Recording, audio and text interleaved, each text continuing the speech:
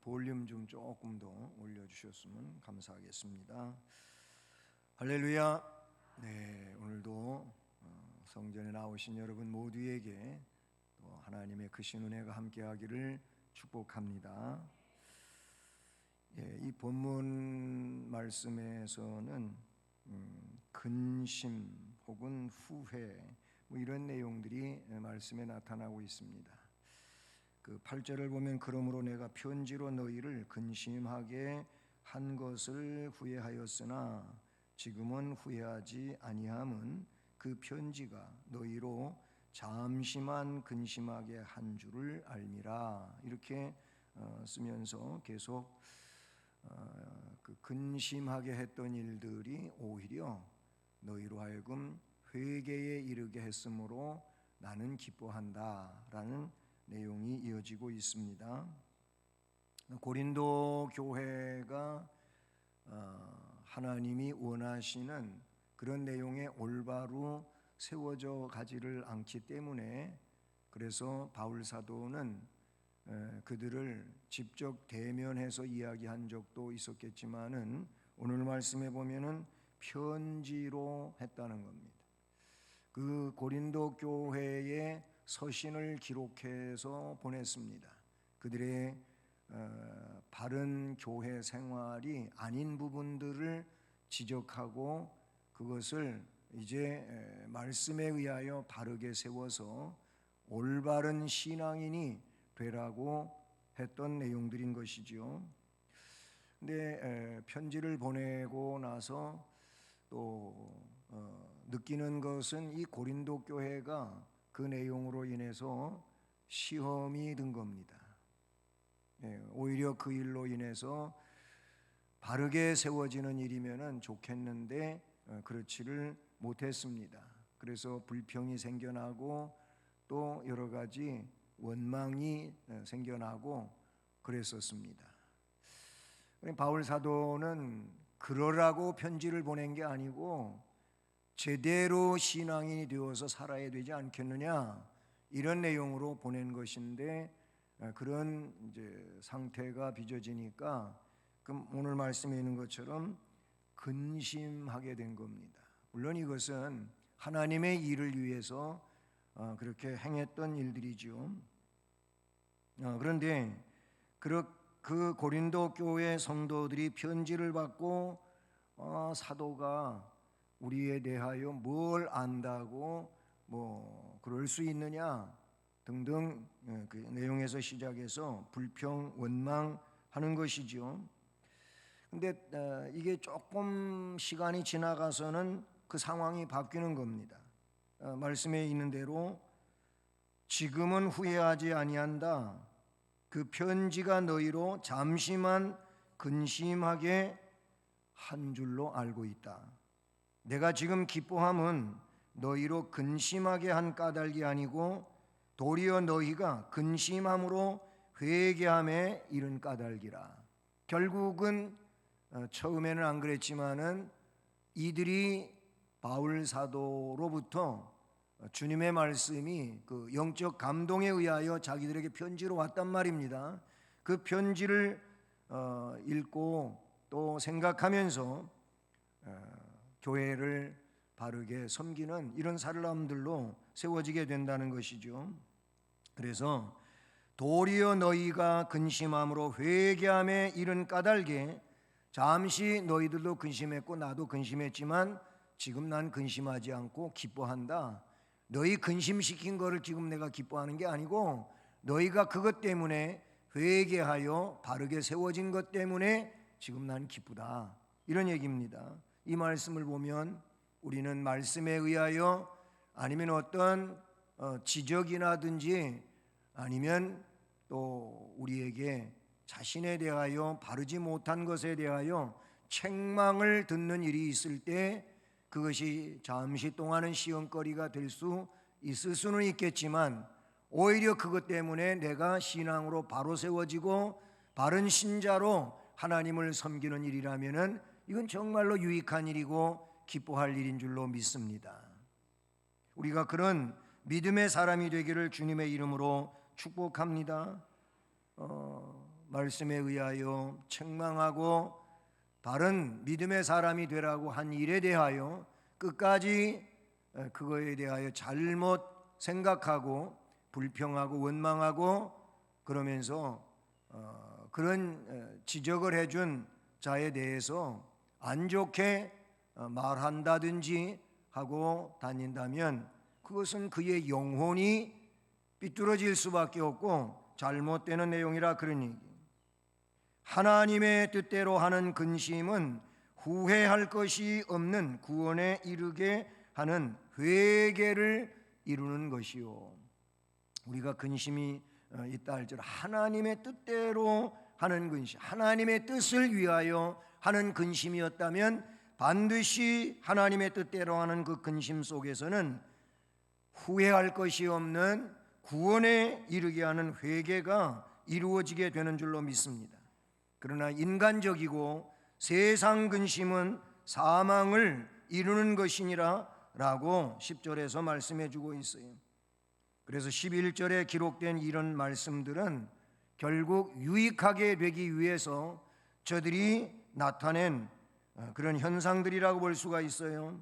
보라, 하나님의 뜻대로 하게 된 이 근심이 하나님의 뜻을 위하여 했던 그 근심들이 너희로 얼마나 간절하게 했느냐, 얼마나 변증하게 하며 얼마나 잘못 살아온 것들을 분한 마음을 가졌으며 얼마나 두렵게 하며 얼마나 사모하게 하며 얼마나 열심 있게 하며 얼마나 벌하게 하였는가. 너희가 그 일에 대하여 일체 너희 자신의 깨끗함을 나타내었느니라. 아멘. 결국 결론의 얘기는 깨끗하게 되었다는 겁니다. 잘못되었던 것을 다 고치고 올바르게 되어졌다는 이 칭찬의 말을 바울 사도는 쓰고 있다는 사실이지요. 저는 그래서 오늘 이 말씀을 근거해서 제목을 후회하는 인생들이라는 말씀 제목을 정했는데, 사람들은 후회를 많이 하지요. 너나 할 것 없이 그렇습니다. 후회가 뭡니까? 이전에 잘못한 것들을 깨닫고 뉘우치는 거 하는 내용이 후회라고 볼 수가 있어요. 그런데 우리 성도들은 지난날의 잘못을 깨닫는 거, 뉘우치는 거, 그것도 꼭 과정 중에 중요한 일이겠지만 거기까지만 하면 안 되는 거예요. 오늘 말씀에도 나오지만은 깨닫고 뉘우치는 거, 그 이상이 뭐냐면 회개를 하는 거예요. 바꿔야 되는 겁니다. 그냥 깨닫고 뉘우치는 건 아직 어디에 있는 거냐면 이 머릿속에 있거나 지식 속에 있거나 그런 거예요. 그러나 이 지식 속에 있는 이 깨달음과 뉘우침이 행동으로 나타나는 게 회개란 말이죠. 이거는 돌이키는 겁니다. 그래서 제자리로 돌아가는 것입니다. 하나님이 원하시는 내용으로 잘못된 데서 그렇게 돌아서서 하나님께로 가는 것이 회개라 그런 얘기죠. 그러니까 후회만 하고 있으면 안 돼요. 후회만 하고 있지 말고 후회스러운 그 삶을 이제는 떠나서 하나님께로 가야 이게 올바른 내용이 되는 것이죠. 이거는 그냥 사람들이 일반적인 내용 가운데서 하는 얘기인데, 결혼이라고 하는 내용도 해도 후회고 안 해도 후회한다고 누가 그러더라고요. 그런데 그렇지는 않아요. 제가 결혼해서 오늘날까지 살아보니까 결혼하기를 잘했다 이렇게 생각이 든다는 말이죠. 그러면 또 어떤 분이 그러게, 그건 목사님이나 그렇지요. 그러실란가 잘 모르겠습니다만은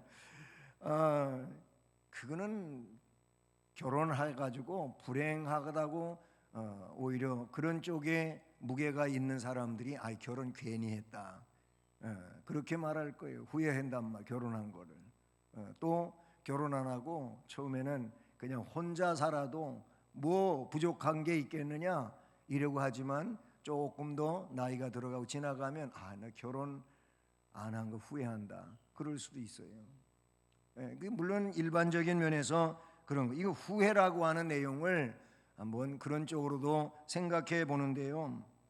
근데 여러분, 후회하는 인생들은 어떤 자일까요? 하나님 말씀에 불순종한 자는 후회할 수밖에 없습니다. 하나님 말씀에 불순종하면 결국 후회하는 인생이 된다는 거예요. 이 하나님 말씀에 불순종한 것이라는 내용은 뭐냐면 순종하지 않으면 후회한다예요. 여러분, 우리 자녀들도 어쨌든 부모의 슬하에서 그렇게 성장하고 또 배우며 교육받으며 자라가잖아요. 그런데 반항기도 있어요. 그걸 뭐 우리는 사춘기라고도 하고 그러기는데 반항할 때가 있잖아요. 이때 보면은 아이들이 잘못되는 아이들이 또 있을 수 있어요. 근데 그때 두드러지는 현상이 뭐냐면은 부모 말을 잘 안 듣는 거예요. 그 중에서도 야, 공부 열심히 해라, 공부 좀 해라, 이런 얘기를 많이 듣게 된다는 것이죠. 근데 이 아이가 아이들 용어로다가 부모 말 안 듣고 가서 땡땡이 치는 거예요. 뭐예요? 학교 안 가고 학교 가는 것처럼 다 해가지고 나와가지고 학교는 안 가고 엉뚱한 데 가서 그냥 놀다가 그리고 마치 학교 마치고 오는 것처럼 그런 때도 있어요. 그런 아이도 있었단 말이죠. 부모 말 안 들어요. 그리고 공부 안 해요. 그러다가 보면 세월이 갔어요.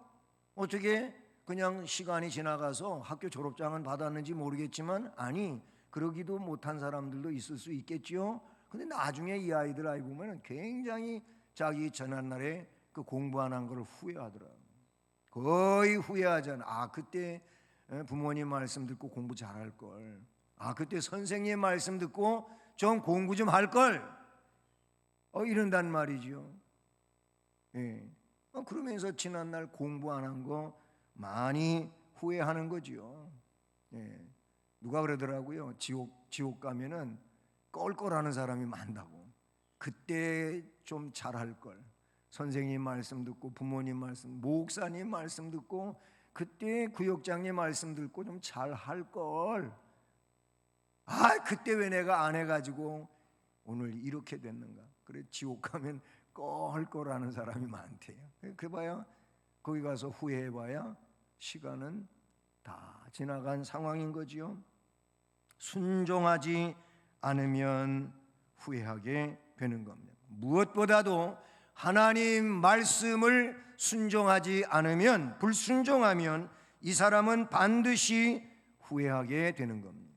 아담과 하와도 하나님 말씀은 순종하는 일을 뒤로 밀어놓고 사탄이 갖다 준 얘기가 더 진짜 같아가지고 그래, 하나님도 그랬었구나 하고 사탄의 제보를 오히려 더 귀중하게 여기고 했다가 쫓겨났어요. 에덴 동산의 모든 행복을 빼앗기고 쫓겨났어요. 일생 동안 수고하고 땀 흘리고 고생하고 그렇게 살다가 필경은 죽는 이 상황에 이르렀다는 내용을 말하고 있죠.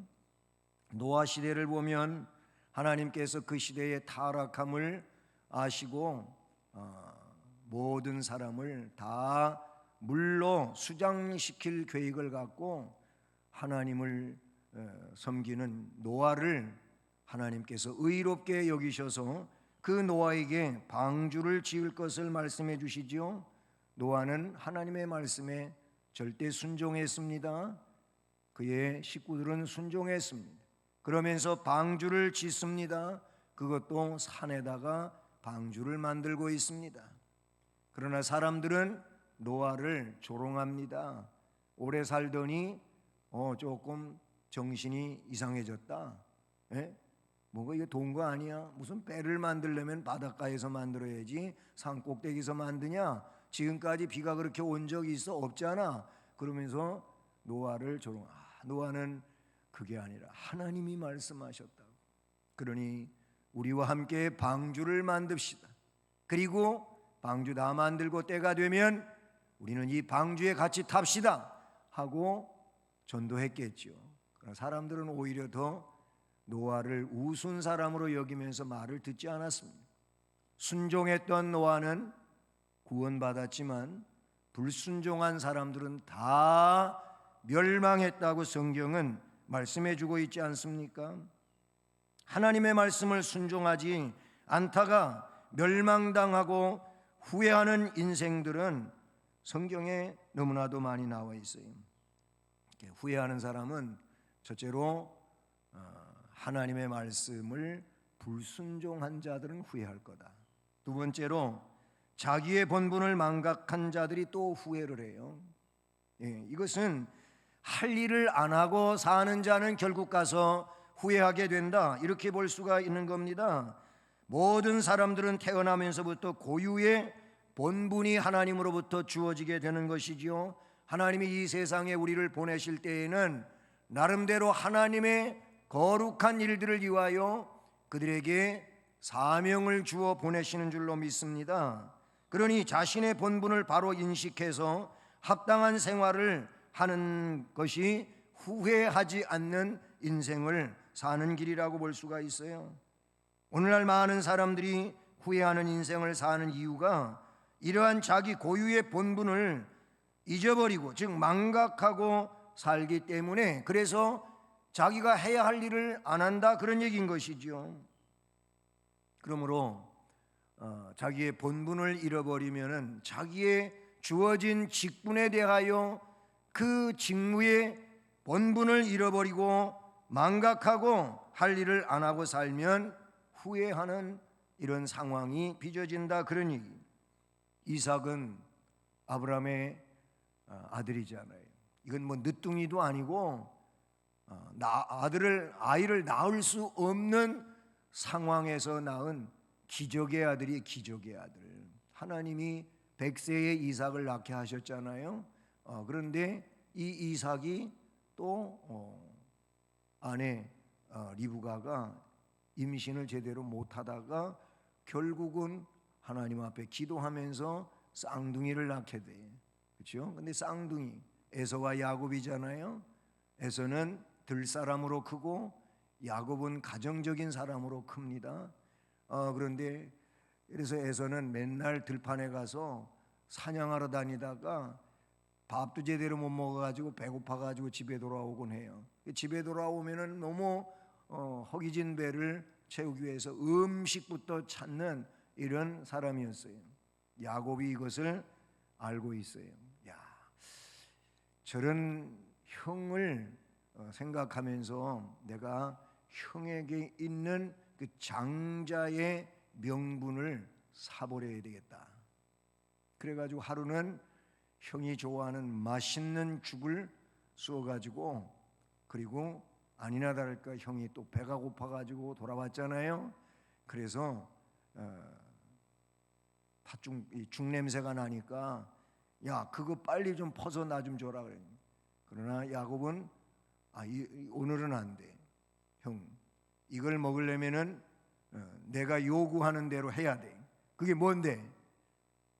형의 장자권을 나한테 넘겨주면 내가 이 죽을 배부르게 주겠다, 이거예요. 처음에 들을 때에는 좀 말이 그런데 배가 고프거든요. 그래서 에서가 생각한 것이 배고파서 죽겠는데 장자의 명분이 뭔 소용이 있냐, 이거예요. 그래서 그럼 그렇게 하자 하고 장자 명분을 동생한테 주고 죽을 먹었어요. 이 내용을 유다서에서는 어떻게 표현하고 있느냐 하면은 망령되이 행한 것이라고 그렇게 말하고 있어요. 물론 하나님이 야곱을 태어나기도 전에 그렇게 인정하고 그런 선을 쫙 그어서 이야기하셨지요.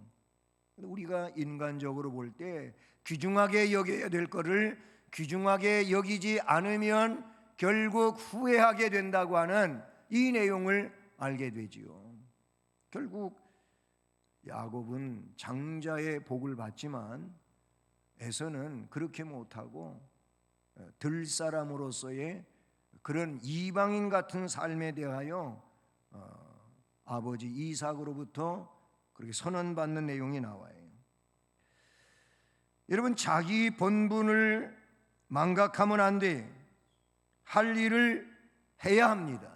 이게 성경에서 우리에게 가르쳐주고 있는 말씀이라고 볼 수 있어요. 삼손 같은 경우에 그는 나실인으로 살아야 되지요. 머리를 깎으면 안 돼. 독주를 가까이 하면 안 돼. 그렇게 하나님께서 그에게 나실인의 규례를 주었어요. 부정한 것을 가까이 하지 말라고도 하셨어요. 그런데 결국 성 문제 때문에 이 삼손은 자신의 본분을 잃어버리게 되잖아요. 그렇게 해서 그에게 주어졌던 그 놀라운 하나님 주신 힘을 머리가 깎이고 잃어버리게 되고 비참한 그런 상태로 나아가는 일들에 대하여 말씀하고 있지 않습니까? 본분을 잃어버리면은 그런 결국을 맞이한다는 것이지요. 그러니 동서고금을 막론하고 자기의 직분이나 본분을 망각한 자 중에 후회하지 않는 자는 없었다고 하는 사실입니다. 성도들은 하나님의 자녀로서 자신의 존귀한 신분을 기억하면서 그 신분에 합당한 삶으로 후회하지 말아야 할 것입니다. 그렇지 않으면 후회를 한다는 겁니다. 그 다음에 세 번째로는 누가 후회할 수 있느냐? 기회를 잃은 자예요. 그것도 회개의 기회를 잃어버리면 후회한다, 그런 얘기입니다. 서양 속담의 기회에 대하여 이렇게 설명을 했습니다. 기회란 앞니마에 나 있는 머리카락이다 그랬어요.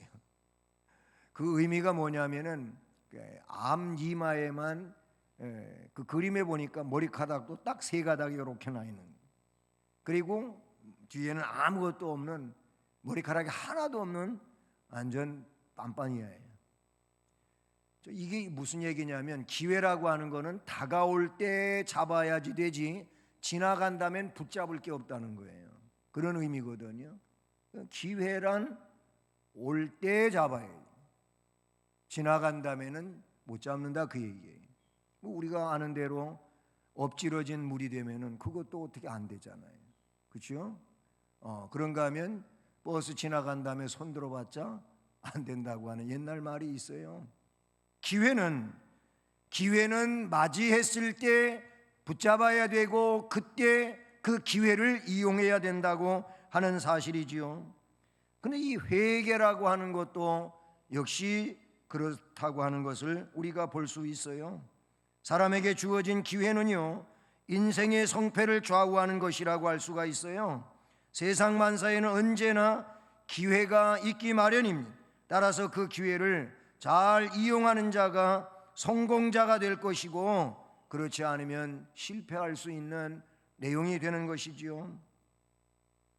누가복음 16장에 보게 되면 거기에 아주 비참한 나사로라고 하는 거지가 나오고, 그리고 그 나사로가 문간에 머물면서 음식을 얻어먹고 살았는데 그 집 주인이 나와요. 부자가 나오지요. 부자가 나와요. 나사로가 어느 날 죽습니다. 죽어서 낙원으로 갑니다. 아버지 아브라함의 품에 안겨 평온하게 이제 살게 되었습니다. 영원이지요. 근데 부자도 그 후 얼마 지나지 않아서 죽게 됩니다. 부자는 세상에서는 굉장한 그런 부자로서의 행복을 누리며 살았겠지만은 죽음 이후에는 음부로 갑니다. 지옥을 대신하는 말이지요. 너무나도 고통스럽습니다. 견딜 수가 없습니다. 그런데도 죽을 수가 없습니다. 죽지가 않는 겁니다.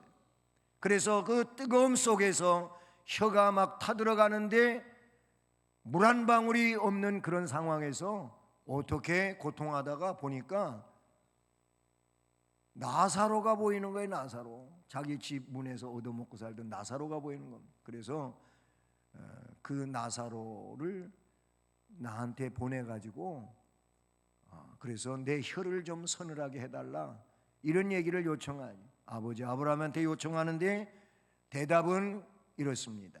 너하고 우리 사이에 옛날 개역 성경에서는 구렁이 끼어서 갈 수도 없고 올 수도 없다 그랬더니 아이고 구렁이가 많아가지고 가지도 못하고 오지도 못한다고 누가 그랬대요. 너무 구렁이가 징그럽고 무서워갖고 못 간다는 얘기로 그 말을 이해돼. 그래서 개정판에서는 그 내용을 바꿔놔서 올 수도 없고 갈 수도 없는 그런 간격을 이야기하고 있는 거예요. 그렇잖아요. 지옥 간 사람이 천국에, 천국 간 사람이 지옥으로 가고 왔다 갔다 할 수 있는 그런 곳이 아니라고 이야기하고 있죠. 어쨌든 그래서 거절당했어요. 그러면 세상에 아직 살고 있는 내 형제 5명이 있는데 나는 그때 기회를 놓쳐가지고 이렇게 불지옥에 와서 고통하고 있지만 살아있는 내 형제 5명에게 나사로를 살려보내가지고 기회를 잃지 않도록 좀 전도하게 해 주십시오, 이 얘기를 해요. 그랬더니 그것도 거절당했어요. 왜냐하면 죽은 자가 살아가서 이야기해 줘도 안 믿는다는 거예요. 세상에 복음을 전하는 그런 전도자가 있으니 그들의 말을 들으면 된다고 이야기하고 있는 내용이 누가복음 16장에 나타나고 있는 걸 우리는 잘 알고 있잖아요. 기회를 잃어버리면 안 됩니다. 기회가 주어졌을 때 그때 기회를 붙잡아야 된다, 그런 얘기죠. 우리는 그 기회 속에서 예수를 구주로 믿고 하나님의 백성이 된 줄로 믿습니다. 우리는 정말로 하나님 앞에 감사할 일이에요. 저는 오전 예배 때도 그랬어요. 내가 예수 믿는 것이 정말로 큰 기적이다. 그냥 막 하늘에서 불이 내려와 가지고 대단한 역사를 일으키고 막 죽은 자가 살아나고 이런 것만 기적이 아니고 그거보다도 내가 예수 믿는 것, 우리가 예수 믿는 것이 이게 기적 같은 일이라. 우리가 알잖아요. 예수 믿으라고, 예수님이 구세주라고 얘기해줘도 안 믿어요. 믿으려고 하지를 않아요. 물론 믿는 사람도 생겨나지만 왜 굉장히 완강하잖아요. 근데 나는, 여러분은 예수가 믿어지잖아요. 구세주로 믿어지잖아요. 그러시죠? 이게 기적 같은 일이라는 거예요. 우리에게는 그래서 그 하나님이 주신 은혜에 의하여 믿음으로 말미암아 구원을 받았으니 이것이 너희에게서 난 것이 아니고 하나님의 선물이라 말씀하고 있는, 하나님 우리가 그런 선물을 주셨어요. 그래서 믿으니 회개도 하고 믿기 때문에 우리는 순종하기도 하고 합니다마는 너무 감사한 일이지 않겠습니까? 마지막으로 또 한 가지는 뭐냐면 누가 후회를 하느냐? 믿음이 없는 자는 후회할 겁니다. 믿음이 없는 자. 우리는 기도하면서 믿음이 없다고 하지 말아야 돼요. 그 말은 우리가 할 말이 아니고 우리는 믿음이 작다, 크다, 이렇게 말할 수는 있겠어요. 이 작은 믿음이라고 말할 수 있겠죠. 믿음이 없다고 이야기하지 않기를 바랍니다. 이 작은 믿음, 이 조그만 믿음, 이 믿음을 불쌍히 여겨주시고 큰 믿음 가질 수 있도록 역사해 주시옵소서. 우리 그렇게 할 수 있기를 바랍니다. 어쨌든 믿음 없는 사람들이 있어요. 이 믿음이 없는 자는 후회하게 됩니다. 왜냐하면 이 믿음이 구원의 복을 받게 하는 것이며 이 믿음이 하나님의 선물을 받게 하는 것이며 이 믿음이 거룩한 역사를 이루게 하기 때문에 그런 것입니다. 인생은 믿음을 가질 때 평안이 오고 기쁨이 생기고 행복한 생활을 하게 되는 줄로 믿습니다. 그러니 믿음이 없으면 그 인생은 결국 후회하는 인생으로 끝날 수 있다는 것이지요. 이스라엘 백성들이 광야에서 가나안 땅의 정탐꾼들을 맞이하게 될 때 완전히 12명이 갈리잖아요. 둘로 나뉘는데 두 사람 여호수아와 갈렙 이외에 10사람으로 나뉘어지게 됩니다. 그 내용에서 나뉘어짐의 핵심적인 내용은 믿음이 있는 자와 믿음이 없는 자로 구분이 돼요. 하나님의 말씀을 안 믿고 그냥 그 상황만 가지고 이야기를 한단 말이죠.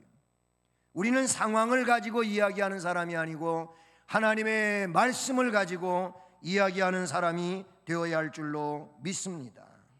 성경을 보면 다 믿음을 얘기해요. 믿는 자는 멸망하지 않는다 그랬어요. 믿으면 영생을 얻는다고 말씀해 주신 줄로 믿습니다.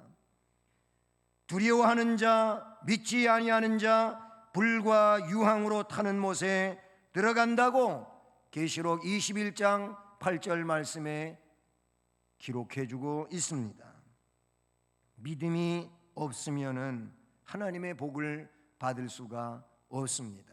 히브리서의 11장 6절도 보면 믿음이 없으면 하나님을 기쁘시게 하지 못한다 그랬어요. 그러니 하나님께 나아가는 자는 하나님이 계신 것, 그가 그 하나님에게 충성하는 자들에게 상 주시는 이심을 믿어야 할지니라. 믿어야 된다 그랬어요.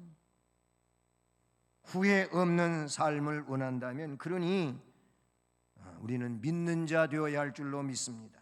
요약하자면 순종하지 않으면, 불순종하면 후회한다. 할 일 안 하면, 자기 본분을 망각하고 살면 후회한다. 기회를 놓치면, 그것도 회개할 기회를 놓치면 후회한다. 믿음이 없으면, 믿음으로 살지 않으면 후회하게 된다고 오늘 말씀을 통하여 생각해 보는 것입니다. 모쪼록 후회하는 인생이 아닌 정말로 하나님께 찬송하고 영광 돌리는 복스러운 인생을 살아가는 이런 순종하는 자, 또 본분을 감당하는 자, 그리고 기회를 이용해서 하나님께 영광 돌리는 자, 믿음으로 살아가는 은혜자가 되기를 주님의 이름으로 축복합니다. 사랑의 하나님 아버지, 감사합니다. 오늘도 우리를